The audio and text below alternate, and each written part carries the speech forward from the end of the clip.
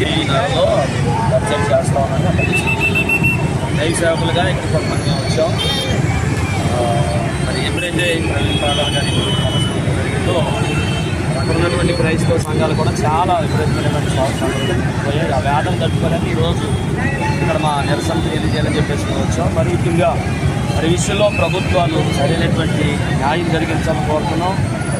ప్రాముఖ్యంగా మాకు ఇంకా బాధ కలిగించే విషయం ఏంటంటే మరి రాజానగరంలో గతంలో ఎలక్షన్ ముందు డిప్యూటీ సీఎం పవన్ కళ్యాణ్ గారు క్రైస్తవుల మీద ఏదో వాళ్ళతో కూడా నేను ఒప్పుకోనని చెప్పేసి అన్నారు. కానీ అదే రాజానగరం ప్రాంతంలో మరి ఈరోజు అలాంటి మరి పాస్టర్ గారు ఒక అత్యంత దారుణంగా హత్య చేసిన పరిస్థితి ఉంటే ఆయన ఏమీ మాట్లాడకపోవడం క్రైస్తవ సమాజానికి మాకు చాలా బాధ కలుగుతుంది. ఈ విషయంలో మరి పవన్ కళ్యాణ్ గారు కూడా స్పందించాలి. మేము ఈ విషయాన్ని దృష్టికి తీసుకెళ్ళమని కోరుతాం. అలాగే మరి ప్రాముఖ్యంగా అసలు ఇలాంటి పరిస్థితులకు కారణం ఏంటంటే యూట్యూబ్ ఛానల్స్లో కొంతమంది మత విద్వేషాలు రెచ్చగొట్టేలాగా వ్యాఖ్యలు చేస్తున్న ఛానల్స్ ఉన్నాయి.